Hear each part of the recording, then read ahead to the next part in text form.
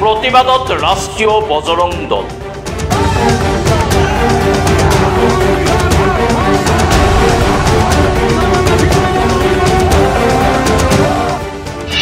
বন বিভাগৰ কাৰ্যালয় ঘেৰাও কৰিলে ৰাষ্ট্ৰীয় বজৰং দলে।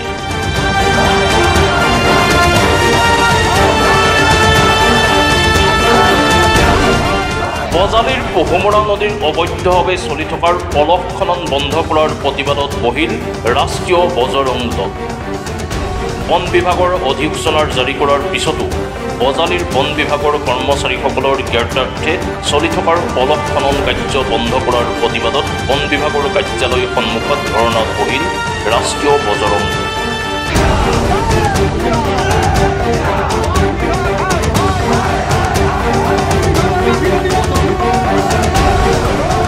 পাঠশালাৰ বন বিভাগ হাই হাই, পাঠশালাৰ বন বিভাগ মুন্দাবাদ ধ্বনিৰে উত্তাল কৰি তোলে বজৰং দলৰ কৰ্মীসকলে।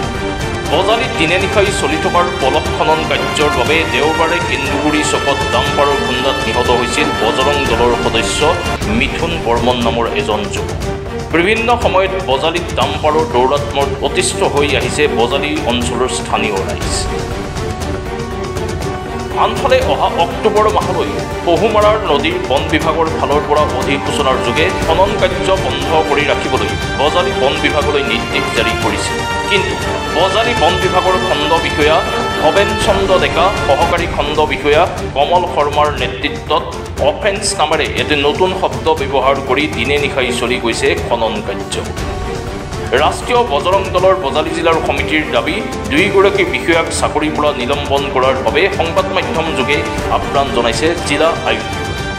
হয়, আমি খুব দুঃখিত।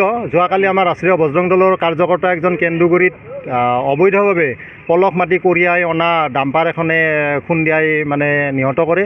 আৰু সেইটো ক্ষেত্ৰত আমি আজি ফৰেষ্ট অফিচত গৈছিলোঁ। ফৰেষ্ট অফিচত আমি দেখা পালোঁ যে কোনো ধৰণৰ কোনো এমপ্লয় নাই, তলা বন্ধ আছে। আৰু এই 12:30 বজালৈকে তালা বন্ধ আছিল। তাৰপিছত দুজনী মহিলা আহিছে, এমপ্লয় বুলি কৈছে তেওঁলোকে, পাৰ্মানেণ্ট এমপ্লয়, কিন্তু তেওঁলোকৰ কোনো অফিচত নাই। ৰান্ধনীশালত কেৱল ৰান্ধনী এজনে মানে খানা বনাই আছে 10-12জন মানুহৰ কাৰণে। বোধহয় ইয়াতে আমি জানিব পৰা মতে পলস মাটি কাটা ভূমাফিয়াৰ ছত্ৰছায়াত আচলতে বিট অফিচটো পাঠশালাৰ চলি আছে। আৰু এইটো বিট অফিচত যিজন বিট অফিচাৰ আছে আৰু এছিষ্টেণ্ট বিট অফিচাৰ আমি জানিব পাৰিছোঁ কমল শৰ্মা বুলি আৰু ভৱেন ডেকা, তেওঁলোকে কেৱল মাফিয়াৰ ভৰৰ পোষণত চলি আছে। তেওঁলোকে চৰকাৰী এমপ্লয় হয়, তেওঁলোকে কোনো বাধা, চৰকাৰী প্ৰশাসনৰ কোনো বাধা কেৰেপ কৰা নাই আৰু কোনো জিলা প্ৰশাসনৰ কোনো কেৰেপ নকৰাকৈ তেওঁলোকে নিজাববীয়াকৈ কামবিলাক চলাই আছে।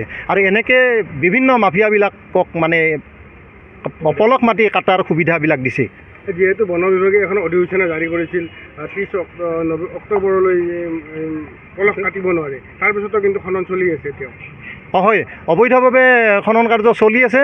কাৰণ কিয় সম্পূৰ্ণ ইয়াত জগৰীয়া বিট অফিচাৰ আৰু assistant beat officer Kamal Sharma. আৰু আজি আমি এই কথাটো যিহেতুকে ফৰেষ্ট বিভাগত যাই আমি কোনো ধৰণৰ মানুহ আমি লগ নাপালোঁ, বন্ধ আছে।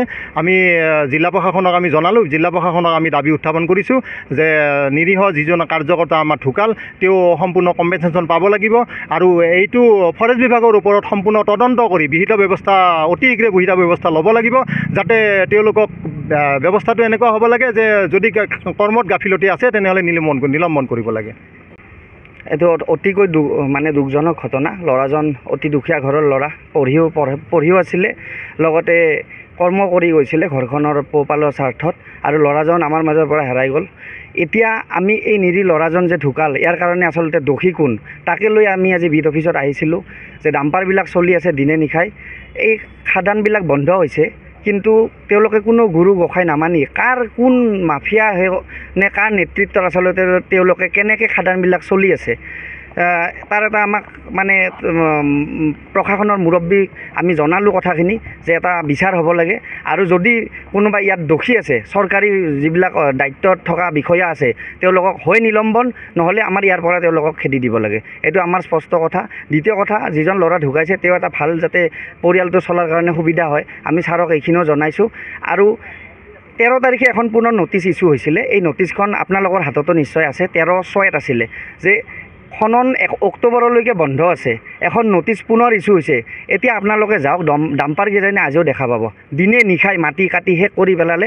মন্ত্ৰী আহিব, যিখিনি নদীৰ পাৰৰ মানুহ সেইখিনি এই যেতিয়া বানপানী আহিব তেওঁলোকৰ অৱস্থা ঘৰ বাৰী শেষ। চব চৰকাৰী সাহায্য দিব লাগিব। মথাউৰি কোনোবা আছে, কোনোবা ডাঙৰ মাফিয়া আছে যাৰ সাহসত এইবিলাক কামবিলাক চলি আছে। আমিতো সৰু সৰু মানুহ, আমি আমাৰ দাবীবিলাক উত্থাপন কৰিব পাৰোঁ। নিশ্চয় কোনোবা নহয় কোনোবা আছে, আৰু আমি সংগঠন হিচাপে দাবীহে উত্থাপন কৰিব পাৰোঁ। আমি ছাৰক আজি কৰজোৰে মানে প্ৰাৰ্থনা কৰিছোঁ যে ছাৰ এই খননবিলাক বন্ধ কৰক। আৰু আমাৰ যিহেতু আমিও নদীপৰীয়া মানুহ, আৰু চৰকাৰৰে লছ, বাৰে বাৰে সাহায্য দিব লাগে।